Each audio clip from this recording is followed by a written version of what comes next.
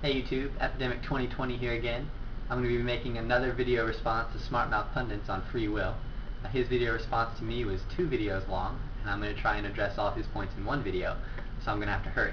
Here we go. You're saying that God created everything, including man, with the knowledge that things would turn out a particular way, and yet somehow he's still not responsible for it.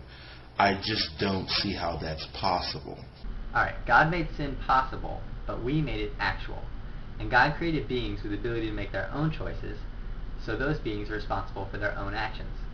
Now, just because God knows how we're going to use our free will does not mean that He forces us to use our free will in a certain way.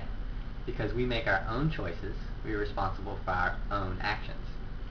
Another issue is that this assumption that God would necessarily prioritize the free will of man over his own will being done.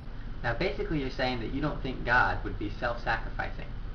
However, God is probably the single greatest example of self-sacrifice that we have. It is definitely in His character to put our needs above His own. God, by definition, doesn't need anything. The reason we would exist at all would not be for God's benefit, but for our own. There are at least 2 occasions in the Bible where it seems that God is in fact violating someone's free will to serve His own end. For example, in Theologians 2:11. Alright, 2 Thessalonians 2:10 and 11. They perish because they have refused to love the truth and so be saved. For this reason, God sends them a powerful delusion so that they will believe the lie. So, God let the world believe a lie. If you reject the truth, God will let you live in your delusion. After all, that's what you chose. Also, there's a story in Exodus where God hardens the Pharaoh's heart. And a lot of Christian apologists say that the Pharaoh really hardened his own heart. And I would be no different. There are several passages that say Pharaoh hardened his own heart, and several which say God hardened his heart. However, they both mean the same thing. The reason being is that the phrase, God hardened Pharaoh's heart, is an idiom. For example, when I say, "What's wrong, cat got your tongue?" I doubt anyone literally thinks that I expect a feline has grabbed onto your tongue. In the same way, God is saying He allowed circumstances to exist which caused Pharaoh to harden his own heart. Pharaoh hardened his heart because of his own pride, but God sent Moses to humble Pharaoh, and in effect was the cause of Pharaoh's heart being hardened. I also object to your analogy to robots. Now you have an interesting point here, but if the only choices you could ever make were morally neutral, such as the decision to choose the bus or the train or make your favorite color red or blue, then, and you're never allowed to choose or even think to do evil, in a sense you would be like a robot. At least in the aspect of not being able to choose to disobey or obey God, and at minimum, you'd at least be partially bionic. But I know it's not a perfect analogy. Analogies rarely ever are, but I think it suffices. After all, without moral free will, you'd never be able to choose the truly important things in life. You'd never be able to choose to love God, and you'd be forced. And even without an analogy, I think it's clear to see that's a negative thing. And then there becomes the issue of what heaven would be like. I don't know what your opinions of heaven are, but heaven is usually viewed by Christians as a sinless place. But it cannot be a sinless place, and it cannot really be perfect if people have free will, because people will still have the ability to step on each other's toes. Now, I actually agree with you here. I don't think humans do have free will in heaven. Heaven has the benefits of free will without the consequences. It has chosen love without evil. And the reason this is possible is because Earth is a precursor world. On Earth, we can use our free will to love God and abhor evil. By making that choice on Earth, you can forego the ability to sin in heaven while still having the benefit of chosen love, or having chosen to love God. There's a lot of biological problems with this as well. And, if we're immortal, we have no need for hearts or lungs or brains per se, because our minds are separate from our brains, supposedly, according to the concept of the soul and such. And we wouldn't need to eat, we wouldn't need to sleep, we wouldn't need to urinate or defecate or anything like that. Alright, so here you're speculating about what an immortal body would be like and why we have the characteristics we do.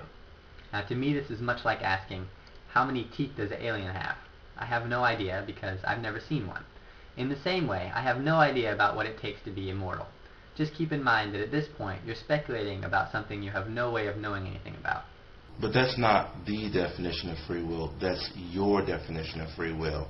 Free will refers to the capacity to carry out any decision whatsoever, not specifically moral decisions.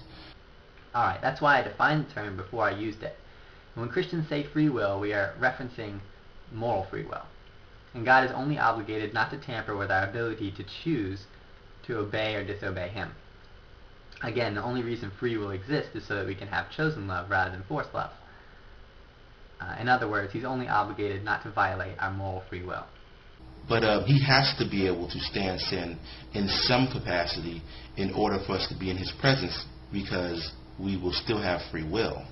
Now, as I pointed out earlier, I don't think we have free will in heaven, so that objection doesn't really apply to me. But as you pointed out yourself, there will be no sin in heaven.